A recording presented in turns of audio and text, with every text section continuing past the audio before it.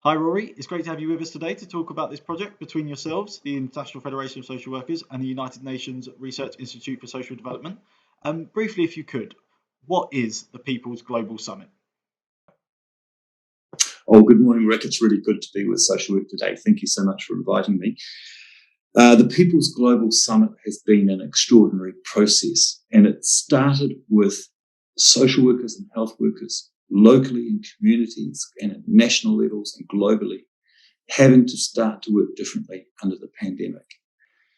As a matter of necessity, we had to break out of those policy and political silos that have pushed us apart and work far more holistically.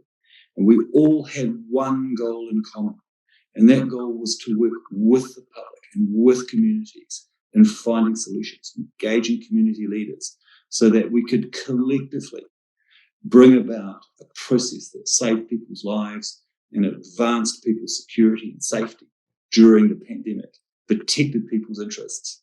And we know as social workers, and our health colleagues know as well, that we have to do that with the public, not for them, but with them. And so this People's Summit grew out of this very practical experience. And as we work together between our different sectors and with the public, we all realised none of us want to go back to the way things were. None of us want to go back to those silos that actually leave people behind and people get lost in the system, lost in gaps, and sometimes have no services at all.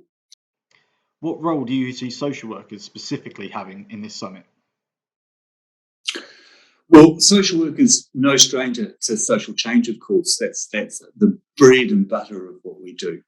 But it's been absolutely wonderful. As we've worked with these growing list of partners, this growing list of international organisations, and approached them and said, look, we think this is the time. We've got climate change, we've got economic crisis, and we've got now a pandemic. All of these need a global solution. We need new global values as we move forward.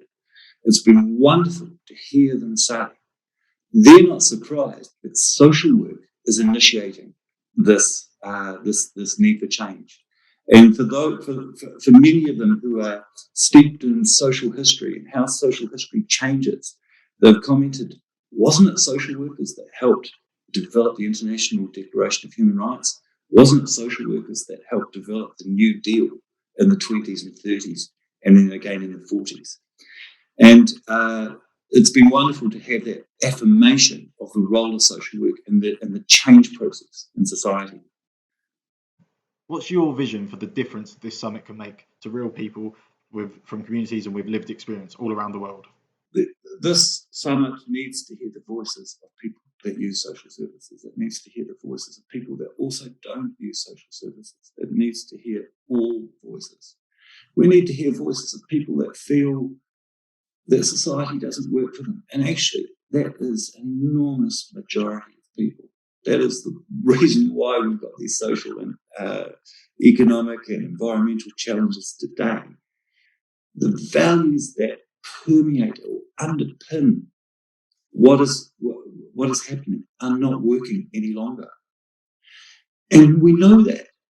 Everybody knows those overlapping values between cultures, those connections of people wanting the best for their families, people wanting the best for their neighbourhoods, people wanting to feel secure, to embrace the environment that they live within in a respectful way.